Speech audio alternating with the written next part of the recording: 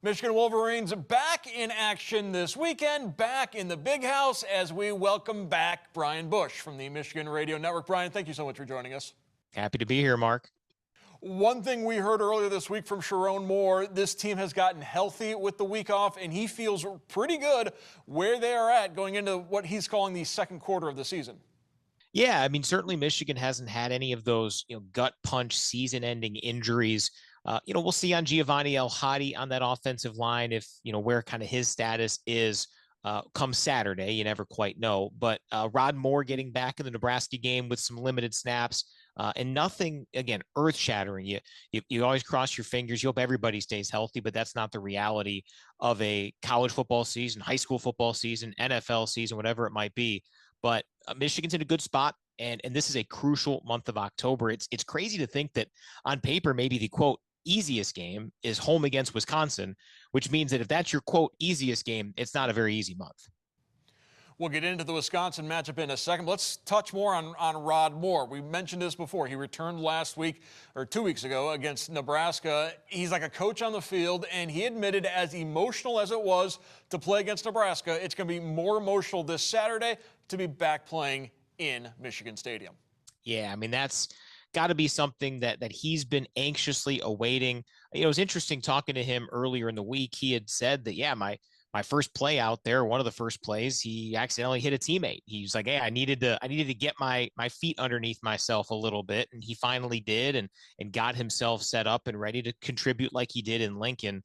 But yeah, when you have to stand out there and you're with the team, but you're not able to play after all the great memories he had. Remember, the last time he played in that stadium was the incredible game-sealing interception against his home state team, Ohio State, to win the game back in 2023.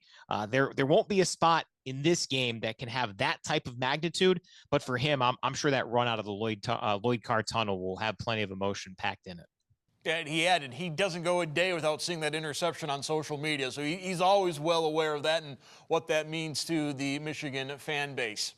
Wisconsin Badgers coming into town, a 2-2 Badger team that has not beaten a group of 4 power conference team this season, and a Wisconsin team that, well, Luke Fickell's on a pretty warm seat right now in Madison. Yeah, it's so weird, and it's the first time Michigan's facing Wisconsin at all since 2021. First time in front of fans at the Big House since 2018, which is pretty wild to think about because when you think Big Ten, right, 2 of the teams you think about are Michigan and Wisconsin. But in this expanded conference, you've got some unique matchups. Michigan will have a couple of them after this at USC and then at home against Washington. But Wisconsin, I don't know what the status is of this Wisconsin team. They've obviously struggled. This season was always going to be pretty tough for them just based on the luck of the draw in the schedule. I mean, their schedule is absolutely brutal this year. But Luke Fickell, I thought was a really intriguing hire when it happened. He had tremendous success at Cincinnati. Sometimes the culture fit isn't quite there. Michigan has experienced that before where you try to get maybe a little too far away from what made you successful in the first place. And we'll see if Wisconsin can turn it around. But right now it has been a tough go. And I don't know what really they can feel like they can build around at this point of the season.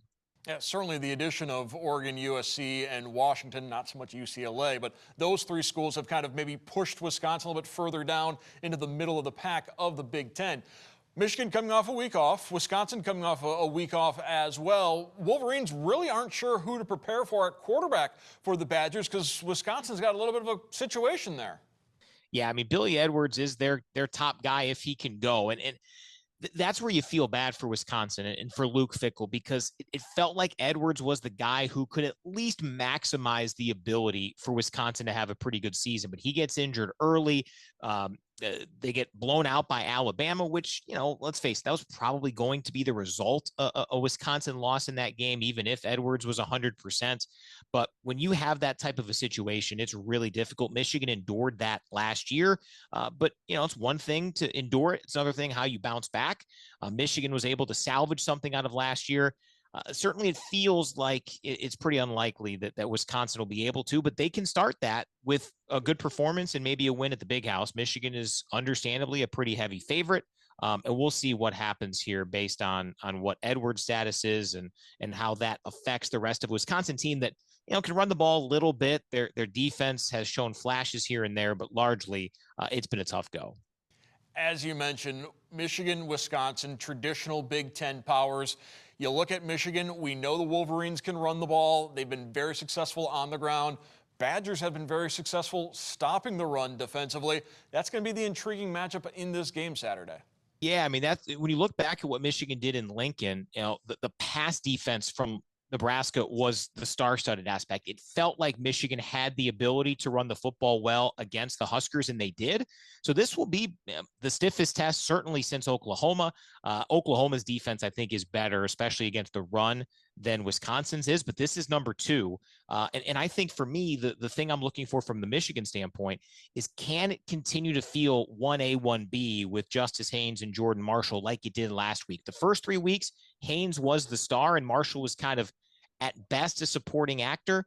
They want this to be a true 1A, 1B, and Jordan Marshall took a huge step to that 2 weeks ago against Nebraska. We'll see if he can continue it. When asked who were some of the maybe role players that have stepped up in this time off, Sharon Moore talked about the depth at wide receiver, said specifically the depth chart is a fluid organization. Guys can move up, guys can move down. With the trouble the Michigan receivers have had with drops, that's been a focus this week. Yeah, to me, the wide receivers have been the area maybe where there's the most area for improvement for Michigan. We've seen some of the flashes of big playability from Donovan McCulley, but it hasn't happened consistently enough. Samaj Morgan's had a couple of big plays and also a couple of crucial drops. You wonder about the depth of that position. Some flashes, but nothing sustained. And that to me is a key storyline moving into this second third of the season, if you will, for Michigan, because the Wolverines have a pass game. They have the ability to stretch the field with Bryce Underwood's arm and with his running ability, opening up some opportunities over the air as well. But those receivers need to be more consistent. So, yeah, I think it's a huge storyline for this month of October with 4 really challenging games. The running game has shown it can be there. Now can the passing game step up too? Yeah, that Michigan run game's been explosive. We'll see if the Wolverine passing attack can get some big plays as well as they take on Wisconsin this Saturday. I want to thank Brian Boesch from the Michigan Radio Network for joining us. Brian, thank you so much. All right, Mark. Appreciate it.